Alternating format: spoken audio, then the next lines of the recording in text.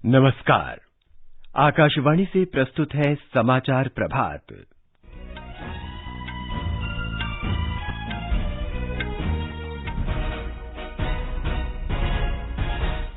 प्रधानमंत्री नरेंद्र मोदी ने कहा, सरकार सुधार, निष्पादन और परिवर्तन के सिद्धांतों के प्रति पूरी तरह प्रतिबद्ध। देश में कोविड से स्वस्थ होने की दर बढ़कर 94.20% हुई। केंद्र और किसानों के बीच आज नई दिल्ली में 5वें दौर की बातचीत होगी। तमिलनाडु और पुडुचेरी में चक्रवात निवार से हुए नुकसान का जायजा लेने के लिए गठित अंतर मंत्रालयीय केंद्रीय दल आज अपना 4 दिवसीय दौरा शुरू करेगा और 2020 अंतर्राष्ट्रीय क्रिकेट श्रृंखला के पहले मैच में भारत ने ऑस्ट्रेलिया को 11 रन से हराया।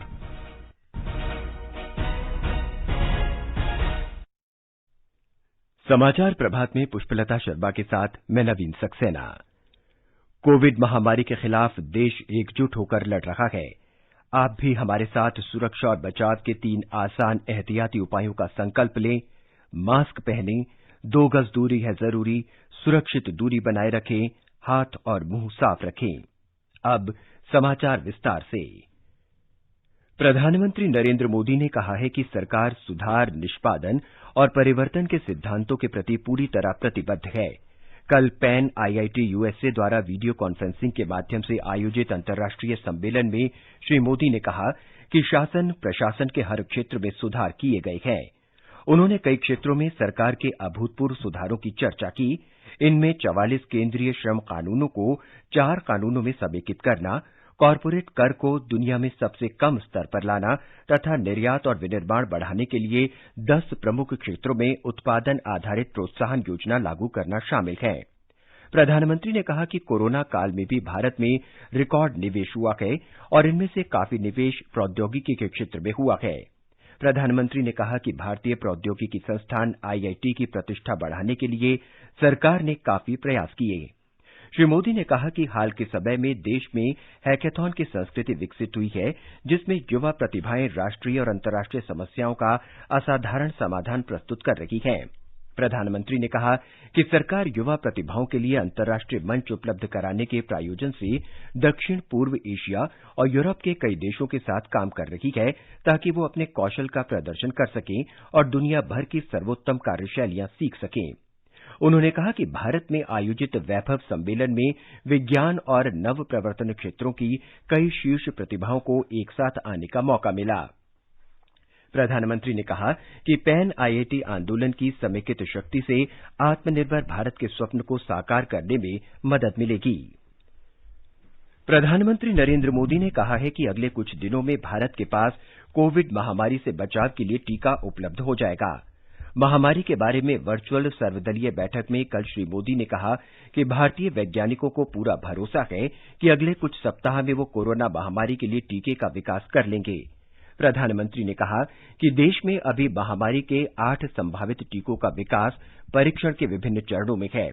श्री मोदी ने कहा कि सारी दुनिया कोरोना महामारी के किफायती और कारगर टीके की भारत से उम्मीद कर रही है। भारत के वैज्ञानिक अपनी सफलता को लेकर बहुत ही आश्वस्त हैं। उनका कॉन्फिडेंस लेवल बहुत ही मजबूत है। अभी अन्य देशों की कई वैक्सीनों के नाम बाजार में हम सब सुन रहे हैं, लेकिन फिर भी दुनिया की नजर कम कीमत वाली सबसे सुरक्षित वैक्सीन पर है और इस वजह से स्वाभाविक है पूरी दुनिया की नजर भारत पर भी है। श्री मोदी ने कहा कि वैज्ञानिक समुदाय के सहयोगपूर्ण प्रयासों से भारत निकट भविष्य में बड़े पैमाने पर टीकाकरण के लिए वैकल्पिक टीका बना लेगा। प्रधानमंत्री ने कहा कि अनुसंधान वैज्ञानिकों से टीके की मंजूरी मिल जाने के बाद ही टीकाकरण कार्यक्रम शुरू किया जाएगा।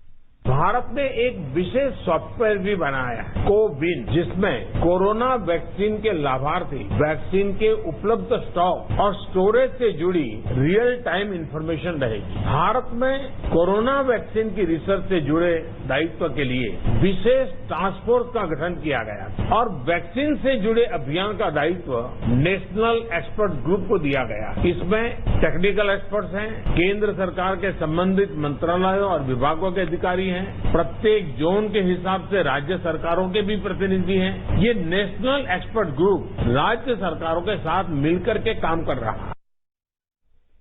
श्री मोदी ने कहा कि देश में सबसे पहले स्वास्थ्य कर्मियों और महामारी से निपटने में लगे अग्रिम पंक्ति के योद्धाओं को टीके लगाए जाएंगे। प्रधानमंत्री ने बताया कि टीकाकरण कार्यक्रम की विस्तृत प्राथमिकता सूची राज्यों और केंद्र शासित प्रदेशों के सहयोग से तैयार की जाएगी। उन्होंने कहा कि टीकों का मूल्य राज्य सरकारों के परामर्श से तय किया जाएगा और आमजन के स्वास्थ्य को सर्वोच्च प्राथमिकता दी जाएगी। भारत ने कोविड महामारी से निपटने में शानदार कामयाबी हासिल की है और अब तक 90 लाख से अधिक लोग ठीक हुए हैं। स्वस्थ होने की दर भी बढ़कर 94.20% हो गई है।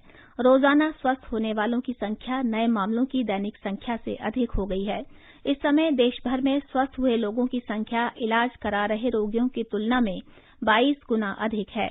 संक्रमण की पुष्टि वाले रोगियों की दैनिक संख्या पिछले 27 दिनों से लगातार 50,000 से नीचे चल रही है। पिछले 24 घंटों में करीब 36,500 नए मामलों की पुष्टि हुई, जबकि लगभग 43,000 रोगी इलाज के बाद स्वस्थ हुए हैं। स्वास्थ्य मंत्रालय के अनुसार कोरोना महामारी की वजह से मृत्यु दर में भी गिरावट आई है और ये 1.45% हो गई है। मंत्रालय ने बताया है कि पिछले 24 घंटों में कोरोना महामारी से 540 रोगियों की जान गई है। देश में पिछले 24 घंटों के दौरान 11,70,000 से अधिक कोविड नमूनों की जांच की गई। अब तक 14,47,28,000 नमूनों की जांच की जा चुकी है। स्वास्थ्य मंत्रालय ने बताया कि जांच में तेजी लाए जाने से संक्रमण की प्रारंभिक स्तर पर पहचान, मरीजों को तत्काल अलग-थलग करना तथा कोविड-19 का प्रभावी इलाज संभव हुआ है। इससे संक्रमण से होने वाली मौतों में भी कमी आई है। उत्तर प्रदेश सरकार राज्य में कोविड वैक्सीन की उपलब्धता और प्रबंधन की सभी तैयारियां कर रही है। मुख्यमंत्री योगी आदित्यनाथ ने कोविड वैक्सीन अभियान से संबंधित सभी कार्यों को पूरा करने की समय सीमा 15 दिसंबर तय की है। ब्यौरा हमारे संवाददाता से। प्रदेश के अपर मुख्य सचिव स्वास्थ्य अमित मोहन प्रसाद ने कोविड टीकाकरण के लिए गठित विशेष टास्क फोर्स की बैठक की अध्यक्षता की और कोरोना के टीकाकरण के मद्देनजर हर जिले में वैक्सीनेटर्स की listing, hub centres, biomedical waste की व्यवस्था और वैक्सीनेटर्स के प्रशिक्षण की व्यवस्था की समीक्षा की। उन्होंने कहा कि जिले पर संबंधित अधिकारियों को 100% हेल्थ वर्कर्स का डेटा अपलोड करने का निर्देश दिया जाए, साथ ही उनसे कार्य पूरा करने का प्रमाण पत्र भी लिया जाए। इस बीच लंबे अंतराल के बाद प्रदेश में नए कोविड मरीजों की संख्या में कमी दर्ज की गई है। कल 24 घंटों के भीतर आने वाले नए कोविड मरीजों की संख्या ठीक होने वाले मरीजों की संख्या से कम रही। प्रदेश के वो पश्चिमी जिले जिनकी सीमा राष्ट्रीय राजधानी क्षेत्र से लगती है, वहां भी कोविड के हालात में सुधार दर्ज किया गया है। सुशील चंद्र तिवारी, आकाशवाणी समाचार, लखनऊ। बिहार में कोविड-19 संक्रमण से ठीक होने वालों की दर बढ़कर 97.12% हो गई है। ये राष्ट्रीय औसत से 2.92% ज्यादा है। राज्य में संक्रमण का उपचार करा रहे लोगों की संख्या में लगातार कमी आ रही है। मध्य प्रदेश में कोविड के कारण 1ली से 8वीं तक की कक्षाएं 31 मार्च तक बंद रहेंगी। कल स्कूल शिक्षा विभाग की समीक्षा बैठक में मुख्यमंत्री शिवराज सिंह चौहान ने कहा कि मध्य प्रदेश में स्कूली शिक्षा के क्षेत्र में बड़े परिवर्तन लाने की जरूरत है ताकि राज्य में शिक्षा की सर्वोत्तम व्यवस्था हो सके। ब्यौरा हमारे संवाददाता से। मध्य प्रदेश में अब आगामी शैक्षणिक सत्र 1 अप्रैल 2021 से प्रारंभ होगा। कक्षा 1ली से 8वीं तक प्रोजेक्ट वर्क के आधार पर मूल्यांकन किया जाएगा। वहीं कक्षा 10वीं एवं 12वीं की बोर्ड परीक्षाएं ली जाएंगी तथा इनकी कक्षाएं शीघ्र प्रारंभ होंगी। कक्षाओं में सोशल डिस्टेंसिंग व अन्य सावधानियों का पूरा पालन किया जाएगा। उधर कक्षा 9वीं एवं 11वीं के विद्यार्थियों को सप्ताह में बस 1 या 2 दिन ही स्कूल बुलाया जाएगा। बैठक के दौरान मुख्यमंत्री श्री चौहान ने अधिकारियों को अगले 3 वर्षों में प्रदेश में खोले जाने वाले 10,000 उच्च गुणवत्ता युक्त स्कूलों के लिए वर्षवार विस्तृत कार्य योजना बनाने के निर्देश भी दिए। शिक्षा की गुणात्मकता में सुधार के लिए प्रदेश में एक परिसर एक शाला योजना के अंतर्गत एक ही परिसर में चलने वाले शासकीय विद्यालयों का एकीकरण भी किया गया है। वहीं नई शिक्षा नीति के अनुरूप प्रदेश में शिक्षा के क्षेत्र में मार्गदर्शन के लिए शिक्षाविदों की एक समिति बनाई जाएगी। इसी तरह देश के अन्य राज्यों की शिक्षा पद्धतियों का अध्ययन कर प्रदेश में सर्वश्रेष्ठ शिक्षा पद्धति लागू की जाएगी। संजीव शर्मा, आकाशवाणी समाचार, भोपाल। गुजरात में पिछले 24 घंटे में कोविड के 1,510 नए मामले सामने आए। राज्य में कोविड से स्वस्थ होने की दर में सुधार हुआ है और अब ये 91.28% हो गई है। एक रिपोर्ट। गुजरात में कोविड-19 संक्रमण के अब तक 2,15,819 मामले सामने आ चुके हैं, जिसमें से 1,96,992 मरीज ठीक हो चुके हैं। कल 1,627 मरीजों के ठीक होने के साथ अस्पतालों से छुट्टी दी गई।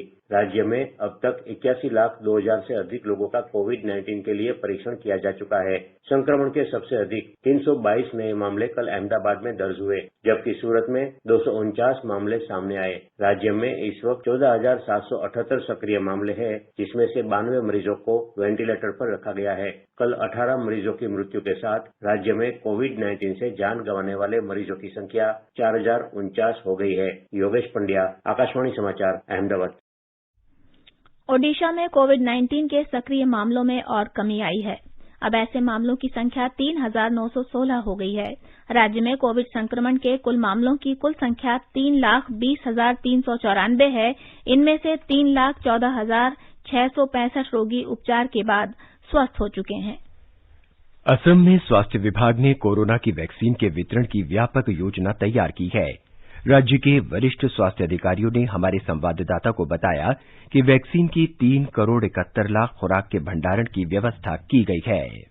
असम में कोविड के खिलाफ काम कर रहे 3% फ्रंटलाइन वर्कर का ऑनलाइन पंजीकरण पूरा हो चुका है, जिन्हें पहले चरण में वैक्सीन मिलेगी। गुवाहाटी में राज्य स्तरीय वैक्सीन स्टोर के अलावा स्वास्थ्य विभाग गुवाहाटी, ग्वालपारा, डिब्रूगढ़, तेजपुर और सिलचर में 5 क्षेत्रीय वैक्सीन स्टोर भी संचालित कर रहा है। कोल्ड चेन सिस्टम को बनाए रखने के लिए सुसज्जित वैक्सीन डिलीवरी वैन जल्द ही अधिग्रहित की जाएगी। इसके अलावा टीकाकरण से पहले स्वास्थ्य कर्मियों के लिए प्रशिक्षण शुरू करने की भी तैयारी की जा रही है। मानस प्रतिम शर्मा, आकाशवाणी समाचार, गुवाहाटी।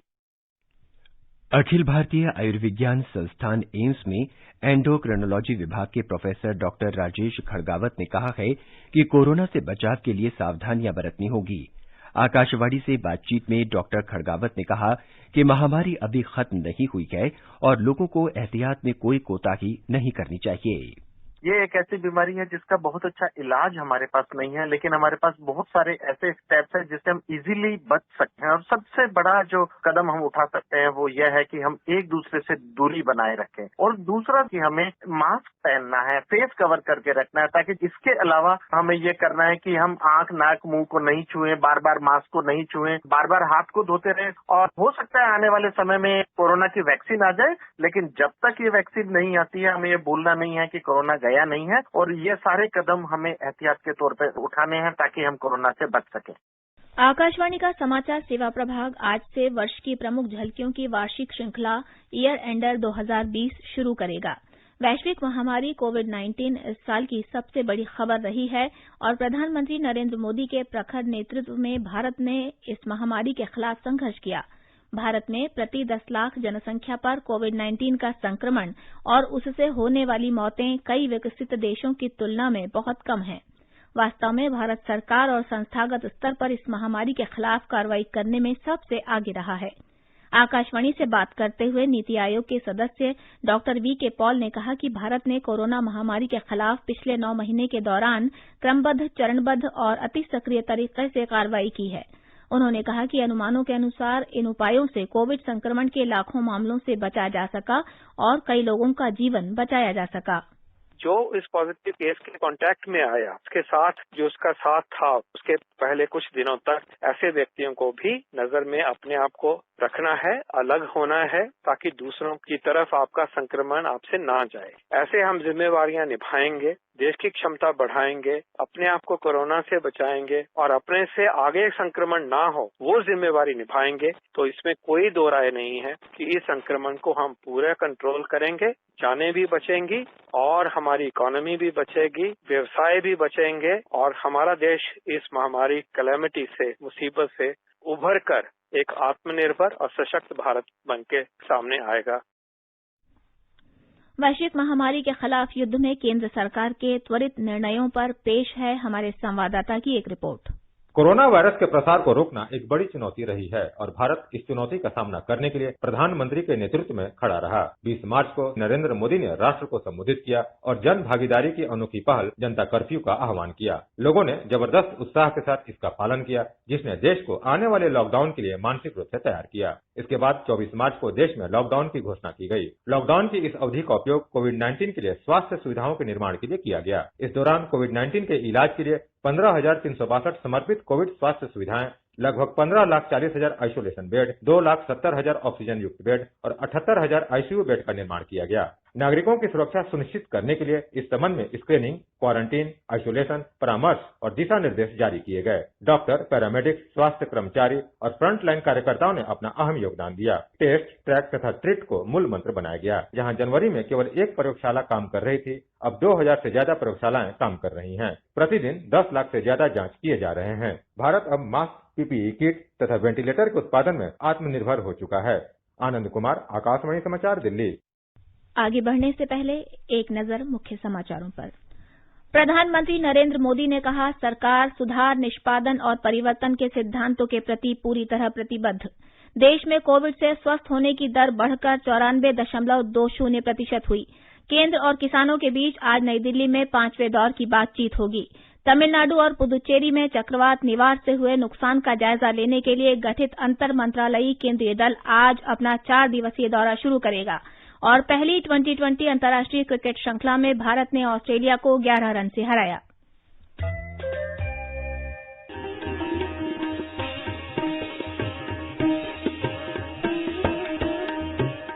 सुनिए संस्कृत जगत से जुड़ी हुई विभिन्न गतिविधियों के साथ आकाशवाणी से प्रसारित विशेष कार्यक्रम संस्कृत साप्ताहिकी अब नए समय पर प्रत्येक शनिवार प्रातः 11:20 से आकाशवाणी के समाचार चैनल FM गोल्ड पर तथा पुनः प्रसारण रविवार प्रातः 11:20 से।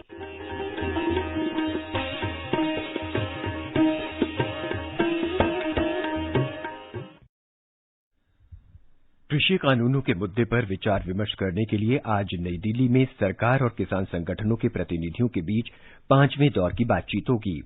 दोनों पक्षों के बीच गुरुवार को चौथे दौर की बातचीत हुई थी, जिसमें किसानों के 40 संगठनों के प्रतिनिधि और कृषि मंत्री नरेंद्र सिंह तोमर, वाणिज्य मंत्री पीयूष गोयल और वाणिज्य राज्य मंत्री सोम प्रकाश शामिल हुए। श्री तोमर ने बताया कि न्यूनतम समर्थन मूल्य MSP प्रणाली जारी रहेगी, इसलिए किसानों को डरने की जरूरत नहीं है। हम लोग प्रारंभ से ये बात कह रहे थे कि भारत सरकार किसानों के हितों के प्रति पूरी तरह प्रतिबद्ध है। भारत सरकार इस बात पर विचार करेगी कि APMC सशक्त हो और APMC का उपयोग और बढ़े। जहां तक नए एक्ट का सवाल है, उसमें APMC परिधि के बाहर प्राइवेट मंडियों का प्रावधान है, तो प्राइवेट मंडियां आएंगी, लेकिन प्राइवेट मंडी और जो APMC एक्ट के अंतर्गत बनी हुई मंडियां हैं, उन दोनों में कर की समानता हो। महाराष्ट्र के कृषि मंत्री दादा भूसे ने जिलाधिकारियों और लोक सेवकों से कहा है कि किसानों को मृदा जांच के महत्व को समझाने के लिए जागरूकता अभियान चलाएं। आज विश्व मृदा दिवस के अवसर पर श्री भूसे ने कहा कि किसानों को मृदा का स्वास्थ्य ठीक रखने के लिए उर्वरकों के उपयोग की सही जानकारी होनी चाहिए। उन्होंने कहा कि मृदा स्वास्थ्य कार्ड योजना के अंतर्गत किसानों को जारी मृदा प्रमाण पत्र किसानों को पूरी तरह समझ आना चाहिए। विश्व मृदा दिवस 2020 के अवसर पर मिट्टी को सजीव रखने और मृदा जैव विविधता का अभियान चलाया जा रहा है। आकाशवाणी से बातचीत में नीति आयोग के सदस्य प्रोफेसर रमेश चंद्र ने कहा कि मृदा प्रबंधन के क्षेत्र में कई चुनौतियां हैं।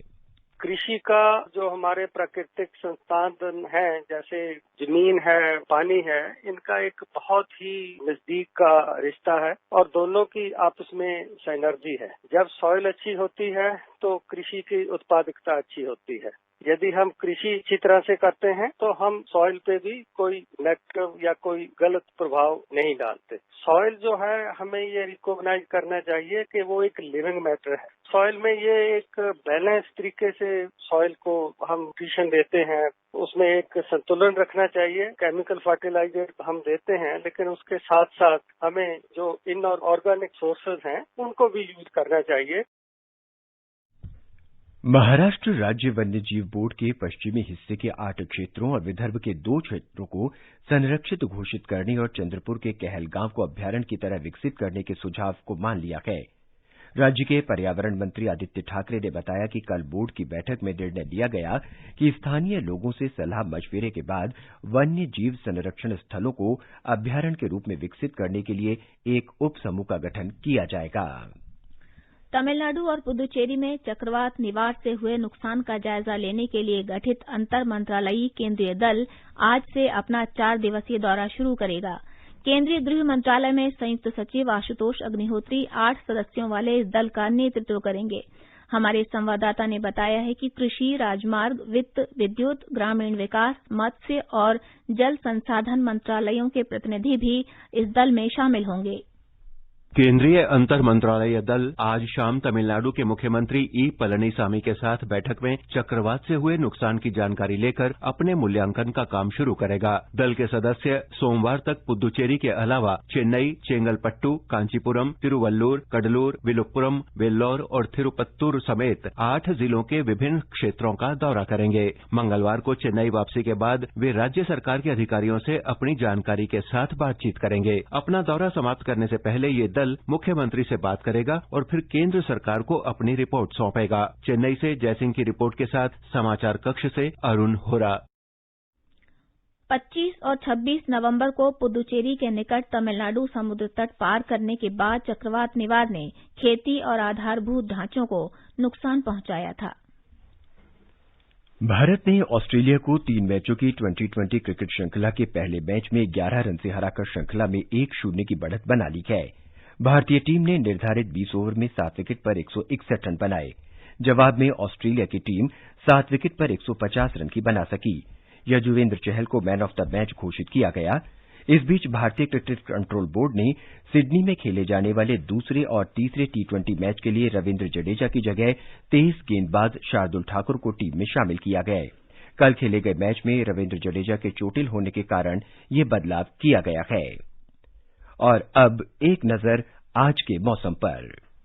राष्ट्रीय राजधानी दिल्ली में तापमान 10 से 28 डिग्री सेल्सियस के बीच रहने का अनुमान है। मुंबई में आमतौर पर आसमान साफ रहेगा और तापमान 20 और 35 डिग्री सेल्सियस के बीच रहने के आसार हैं। चेन्नई में बादल छाए रहेंगे, तापमान 23 और 25 डिग्री सेल्सियस के बीच रहेगा। कोलकाता में न्यूनतम तापमान 17 डिग्री सेल्सियस और अधिकतम 29 डिग्री सेल्सियस रहने की संभावना है। श्रीनगर में हल्की बारिश के आसार हैं, वहां तापमान 1 डिग्री सेल्सियस से 10 डिग्री सेल्सियस के बीच रहने का अनुमान है। जम्मू में न्यूनतम तापमान 11 डिग्री सेल्सियस रहेगा और अधिकतम 23 डिग्री के आसपास रह सकता है। लेह में बादल छाए रहेंगे, न्यूनतम तापमान 0 से 6 डिग्री सेल्सियस नीचे जबकि अधिकतम 4 डिग्री सेल्सियस रहने के आसार हैं। गिलगित में तापमान 0 से 15 डिग्री सेल्सियस के बीच रहेगा। मुजफ्फराबाद में बादल छाए रहेंगे और हल्की वर्षा हो सकती है। तापमान 4 से 18 डिग्री सेल्सियस के बीच रहने की संभावना है। गुवाहाटी में हल्की बारिश या बूंदाबांदी हो सकती है। न्यूनतम तापमान 14 डिग्री और अधिकतम 29 डिग्री सेल्सियस रहने की संभावना है। समाचार कक्ष से चंद्रशेखर शर्मा।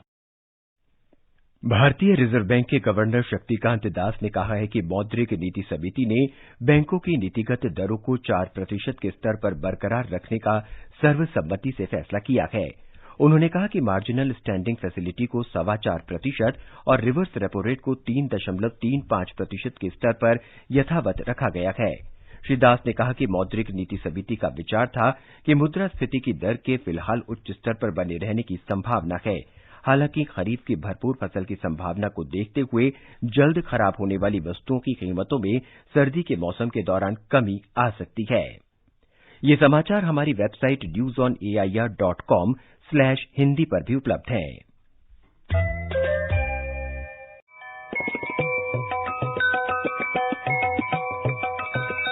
क्या आप ताजा घटनाक्रम को जानना चाहते हैं? सही और सटीक समाचार केवल 10 मिनट में हिंदी और अंग्रेजी में हमारे प्रति घंटा समाचार सुनने के लिए जुड़े AIR न्यूज 24x7 और FM गोल्ड से।